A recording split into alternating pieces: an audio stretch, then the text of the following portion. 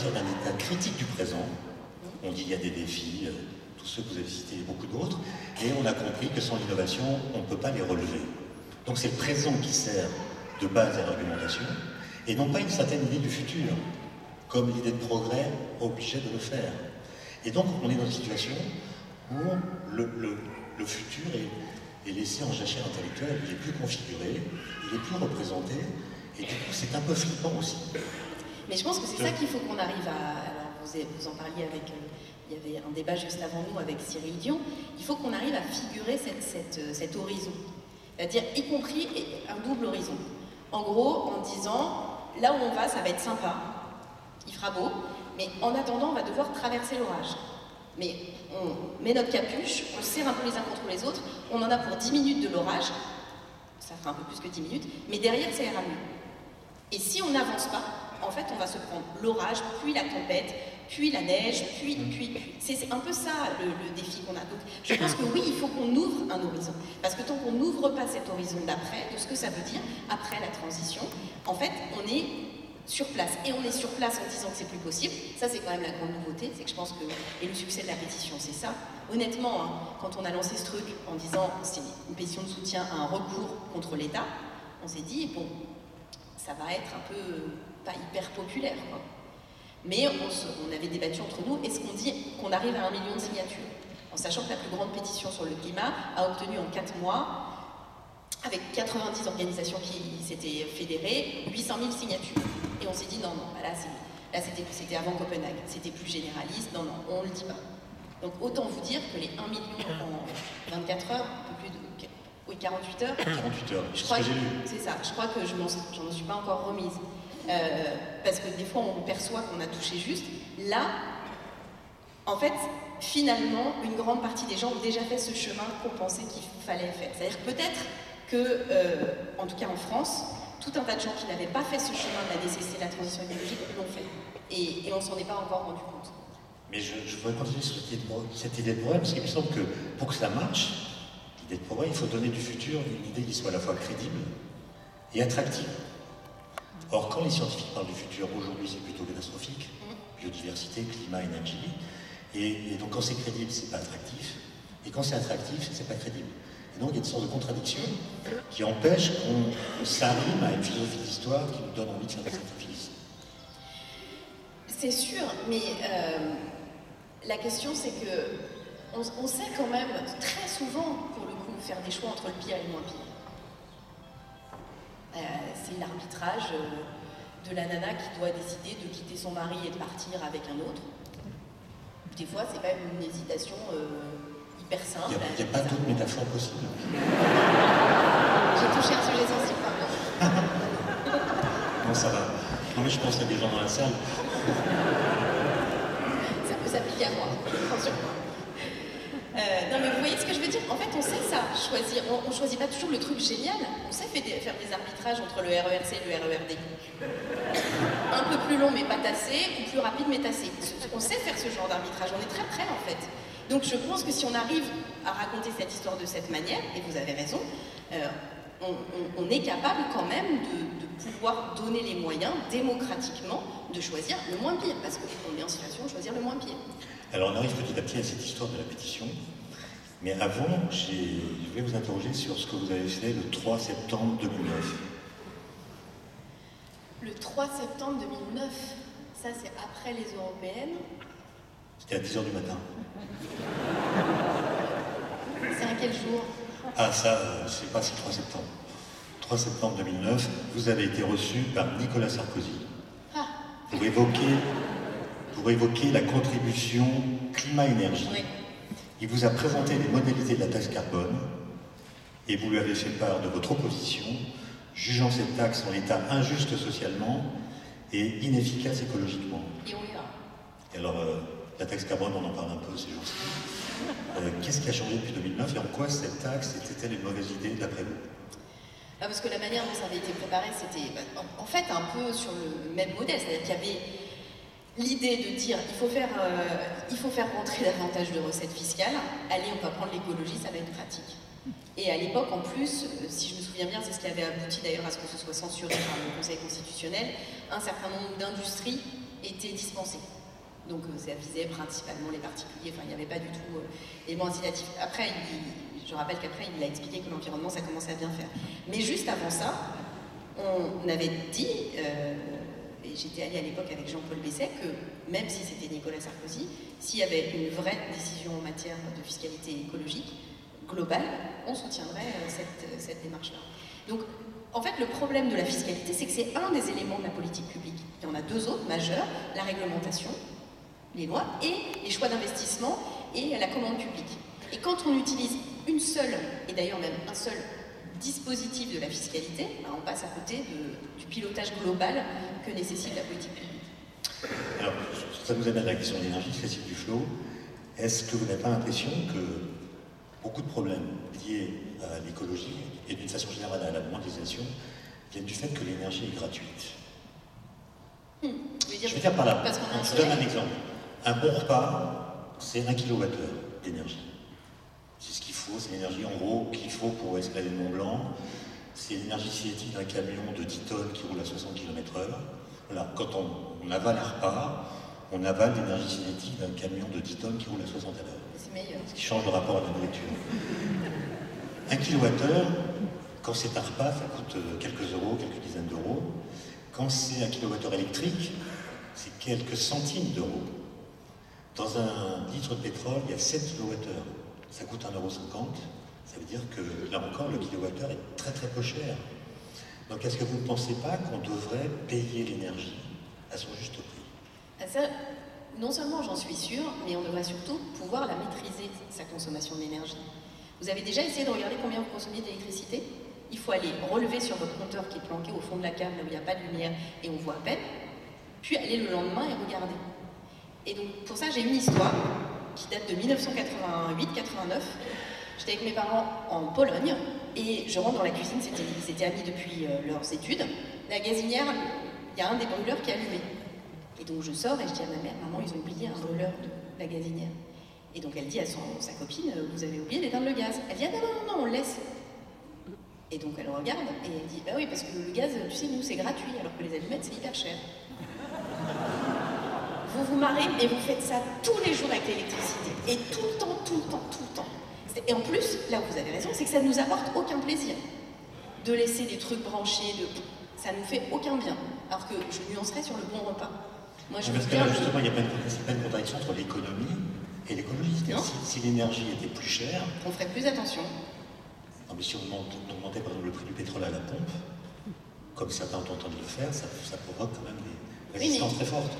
En fait, oui, si vous n'avez pas d'autres solutions. Le vrai problème, c'est que les gens qu'on a poussés à acheter des voitures diesel, parce qu'on a artificiellement baissé le prix du diesel pour vendre des voitures françaises moins bonnes que certaines voitures étrangères, qu'on a poussé à habiter loin de l'endroit où ils travaillaient, et qui n'ont pas d'autre solution, évidemment, c'est normal, ils sont coincés. La question, c'est justement, c'est pour ça que je disais, on ne peut pas utiliser une des clés seulement. Et l'augmentation du prix de l'énergie comme seul outil de régulation. C'est pas vrai, ça ne marche pas, parce que ça crée effectivement une résistance très forte. Mais les gens qui vous disent, en fait, c'est insupportable parce que maintenant je suis obligée de prendre ma voiture, parce qu'avant il y avait un train et que le train a été supprimé, eh ben, ils vous donnent en eux-mêmes la réponse. Et que la solution sur cette question du prix de l'énergie, c'est une situation plus globale en fait. Il faut, pour parler en langage économiste, internaliser les externalités négatives. Ah oui, ça coûte moins cher de faire rouler des marchandises dans des camions. Mais parce que vous n'intégrez pas du tout les conséquences du coup des maladies pulmonaires des enfants, de l'usure des routes, etc. Donc, c'est vrai qu'un certain nombre de choses ne sont pas vendues au prix qu'elles coûtent. Et l'énergie en fait partie, si on intègre l'ensemble de ces conséquences. Mais en revanche, si on veut s'attaquer à ce problème, c'est pas uniquement avec l'effet prix qu'on résout le sujet. Est-ce que vous ne pensez pas que le débat sur l'énergie est en partie rendu difficile par le fait qu'il y a un problème lexical? On parle de production d'énergie. Personne n'a jamais produit d'énergie. L'énergie se conserve, en tout cas les physiciens le disent, et il n'y a pas de raison de douter plus des physiciens que des climatologues. D'accord, donc l'énergie se conserve, c'est-à-dire que vous ne pouvez pas en créer, vous ne pouvez pas en produire. Pour en avoir, il faut déjà en avoir. Soit vous transformez sa forme, soit vous la déplacez d'un endroit à l'autre, d'un système à l'autre, c'est tout ce que vous pouvez faire. D'autre part, il n'y a pas de consommation d'énergie non plus, parce qu'elle se conserve. Donc en fait, vous dégradez l'énergie, vous dégradez sa qualité. Bref, au lieu de dire que vous consommez de l'énergie, on devrait dire que vous créez de l'entropie.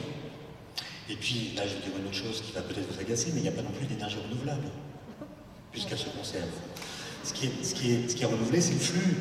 Mais une fois que vous l'avez consommé, elle n'est pas renouvelée. Et donc, il y a une façon de parler d'énergie qui viole les lois physiques. Et comme le disait un grand prix Nobel de physique, Richard Feynman, la nature ne peut pas être dupée. C'est-à-dire que vous pouvez produire des discours qui violent la physique, mais ces discours ne deviendront jamais des réalités. Mais c'est comme la croissance.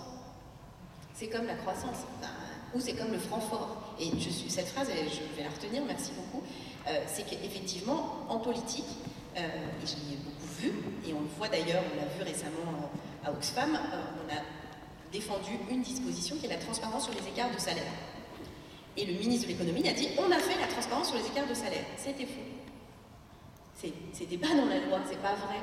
Bon, tu vas un peu contre des moulins à vent, mais à la limite, il n'y a pas la transparence sur les écarts de salaire, mais si dans 6 mois, dans 1 an, on veut le faire, c'est possible.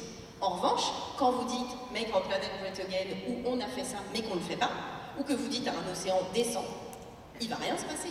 Et là, je suis complètement d'accord. Le problème qu'on a, c'est qu'il y a des discours politiques qui sont performatifs, qui produisent de l'effet, la confiance, qui produisent de l'apaisement social, sociétal, ça peut exister.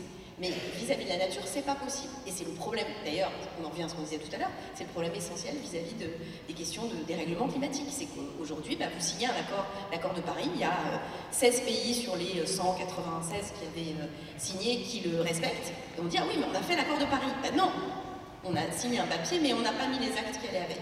Et donc, du coup, le problème reste entier, voire s'aggrave. Ça fait penser à une phrase de Talleyrand. Talleyrand, dans ses mémoires, qui écrit « On peut violer les lois sans qu'elles crient ». Et il parlait des lois, il ne parlait pas des lois physiques. Parce que celles-là, si on les viole, elles hurlent. Eh bien, c'est exactement ce qui nous arrive, je pense, effectivement.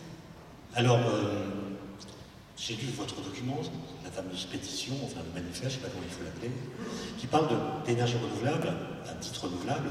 Imaginons qu'on produise l'énergie uniquement à base d'énergie renouvelable.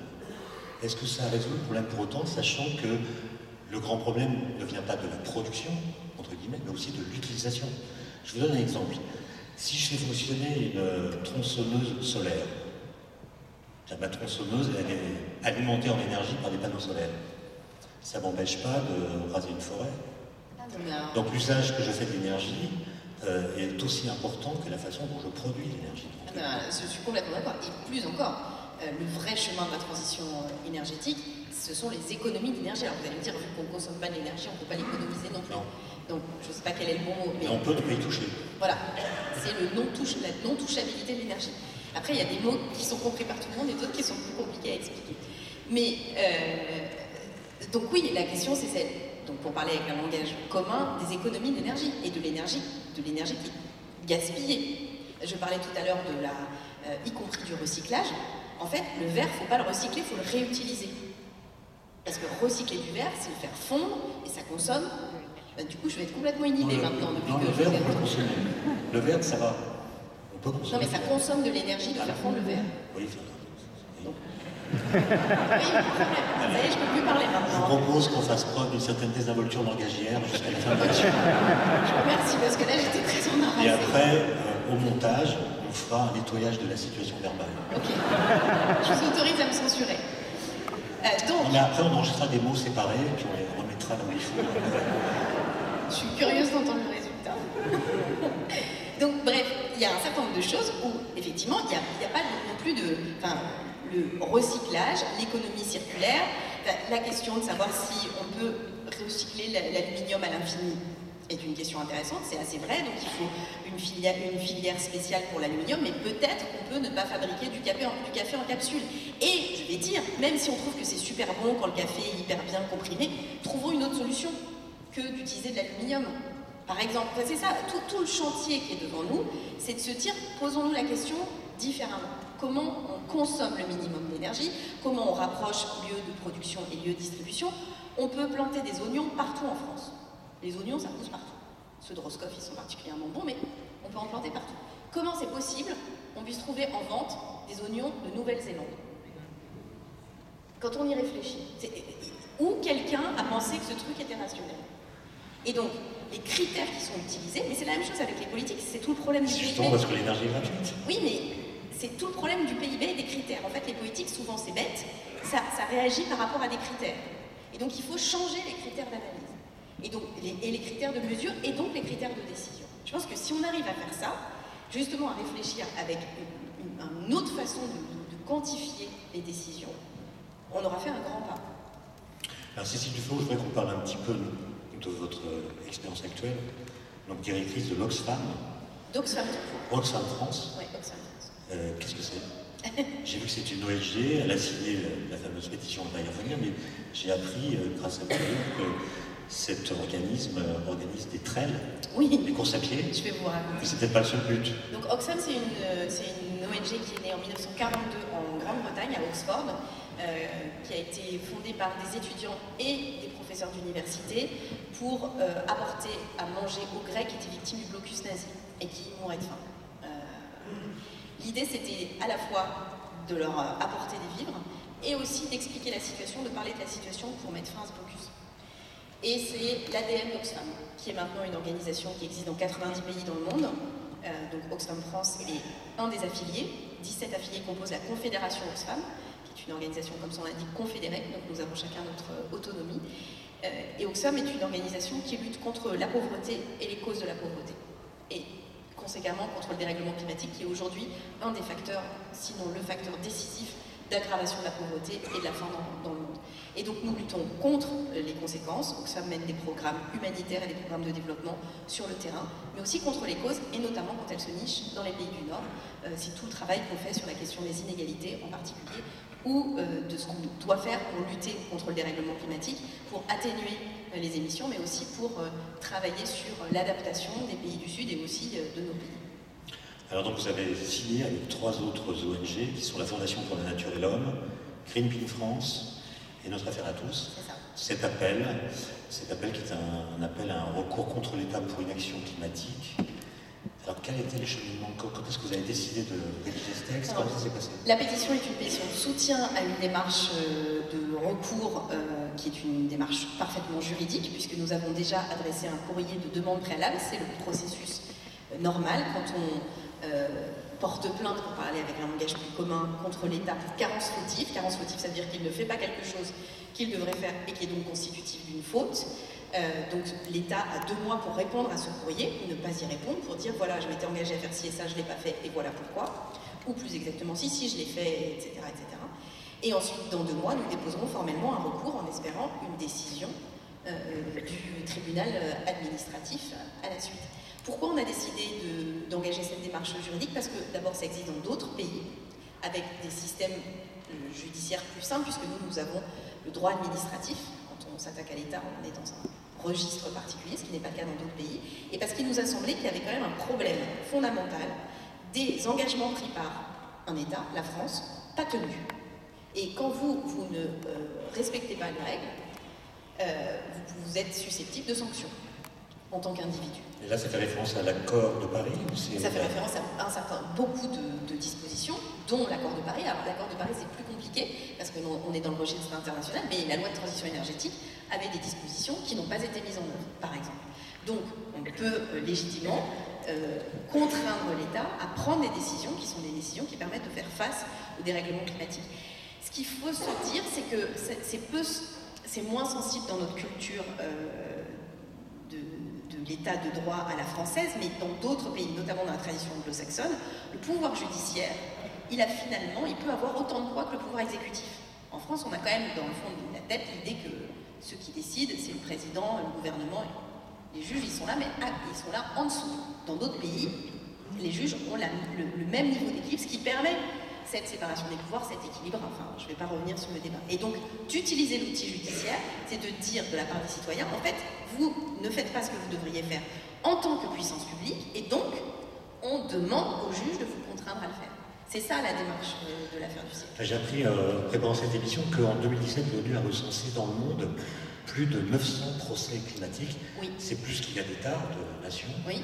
Et donc ce sont des citoyens qui se fédèrent pour... Alors ça peut être des agriculteurs par exemple, ça peut être des enfants, ça peut être, c'est le cas aux États-Unis, des adolescents, ça peut être différents collectifs, ça peut être une ONG comme Urgenda qui l'a fait aux Pays-Bas et qui a gagné. Ça peut être des collectivités locales. Qui a gagné, ça veut dire quoi? Ça veut dire qu'il y a des lois qui ont été votées? Ça veut dire que le tribunal a enjoint l'État à mettre en œuvre des mesures qui permettent de diminuer les émissions de gaz à effet de serre de 25%. Et en l'occurrence, pour cet appel qui a été publié le 17 décembre, qui a rédigé le texte? Qui a fait le travail juridique? Non, qui a rédigé le texte, l'appel lui-même? Ben, c'est nous, les 4 ONG que vous avez cités. On travaille ensemble, tous ensemble. Et comment vous expliquez ce chiffre d'1 million en 48 heures? Comment est-ce que... Je ne l'explique pas encore, pour l'instant je le savoure. Je me dis, parce que je me dis, enfin, moi je suis vieille maintenant en fait, hein. J'ai 43 ans et ça fait 15 ans que... Ça aussi, il faudra peut-être éviter de le dire. Oui, mais quand même, d'abord c'est pas mal hein, d'être vieux. Moi je suis mieux maintenant que j'étais à 20 ans, enfin je me préfère. C'est une sorte de tentative de rattrapage. Non, je suis peut-être encore mieux que moi. Et j'ai pas dit que vous étiez vieux. Mais en plus, chacun le sent.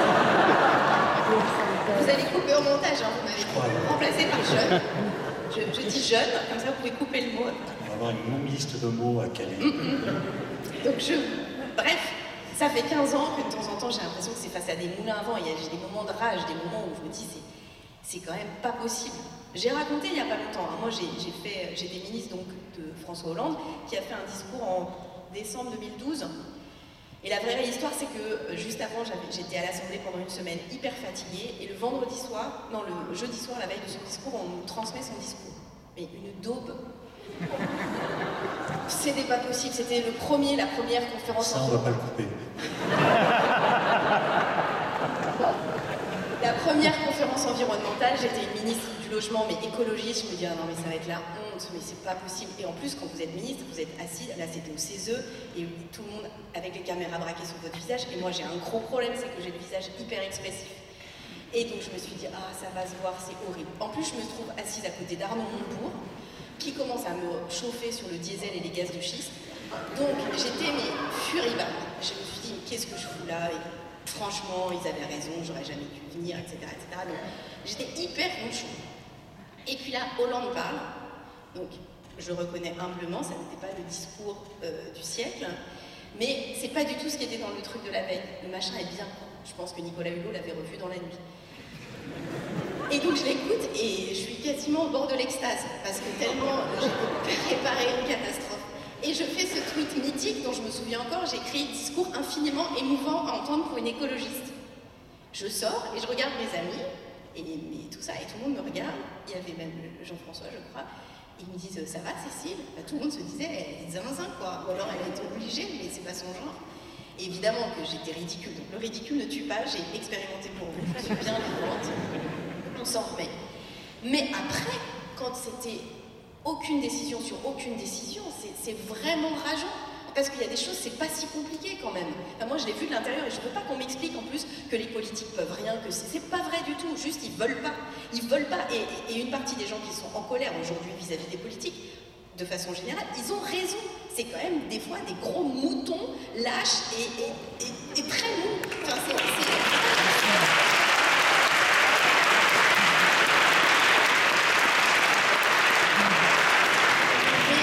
mais parce qu'ils ont peur pour leur réputation, parce qu'ils copinent avec les uns et les autres, parce qu'ils travaillent pas. Donc je sais, moi j'ai fait l'encadrement des loyers, donc je suis devenue détestée, haïe, les pires chiffres du logement, de l'histoire de l'humanité entière, enfin des trucs de n'importe quoi, y compris des choses personnelles très violentes.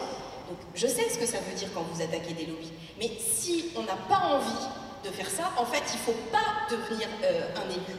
Parce que ça sert à rien. Ça sert à rien d'avoir des gens qui sont là pour vous dire, et des ministres de l'écologie qui vous disent non, mais si c'est bien, on avance petit à petit. C'est pas vrai, et ils savent que c'est perdre du temps, alors que c'est possible. Et donc oui, c'est vrai que de temps en temps, j'étais quand même très fâchée. Très fâchée parce qu'en fait, je vous le disais, techniquement, on peut.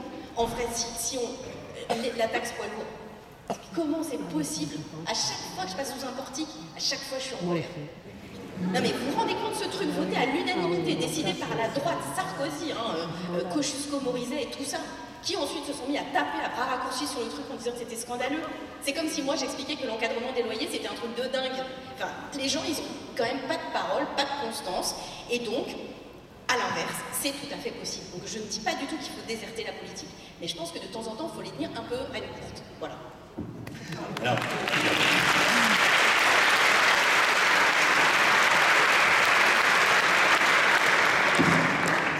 Alors à propos de cet appel, j'ai une question qui est... Moi je suis étonné que cet appel n'ait pas d'abord été proposé aux Allemands. Puisque finalement, en France, l'électricité, je ne parle pas de l'énergie en général, mais l'électricité est décarbonée. Qu'on aime la façon de le faire ou pas, c'est une autre question, mais elle est décarbonée. Est-ce qu'on peut se dire que le sujet... Elle est très carbonée. Le sujet de l'affaire du siècle, ça n'est pas la production d'électricité. Je sais bien. Non, mais ça n'est pas ça. Mais non, mais je veux dire que l'Allemagne... Par ailleurs, aujourd'hui, il y a une procédure judiciaire des agriculteurs allemands sur la question de l'inaction climatique du gouvernement. Donc, pourquoi on l'a fait en France? Parce qu'on est français, en fait. C'est un truc assez basique. Donc, et que la France ne respecte pas ses engagements. Donc on est des choses, pour le coup, on est très fort. J'ai lu ça en disant, allez voir les Américains, allez voir les Chinois. Et moi je dis, très bien, on ira voir les uns et les autres. Et si on veut donner des leçons, on est les champions du monde du donnage de leçons, je propose que d'abord, nous, on soit irréprochables. C'est vrai que nos objectifs sont plus limités. C'est vrai. Mais ça ne nous empêche pas de faire des efforts. Et par ailleurs, vous avez raison, et on y travaille. Je pense qu'aujourd'hui, notre idée, c'est de faire en sorte que ce type de recours se fasse de la même manière, et je l'ai dit, Oxfam et Greenpeace notamment sont des organisations qui existent dans d'autres pays, qu'on puisse faire ça sur plein d'autres pays. Pourquoi? Parce que je pense qu'en fait, cette histoire, pour la première fois, on va devoir réussir une mobilisation sociale de terriens. Parce que là où vous avez raison, c'est que même si on était exemplaire en France, ça ne résoudrait absolument pas notre problème. Et d'ailleurs, même si quelqu'un est parfaitement neutre en carbone dans sa vie, il va quand même respirer des particules fines, il va quand même... Donc, en fait, c'est un problème de terriens, d'habitants de la planète Terre. Et donc là, c'est vrai, on ne pourra pas se limiter à une action au niveau franco-français, c'est évident.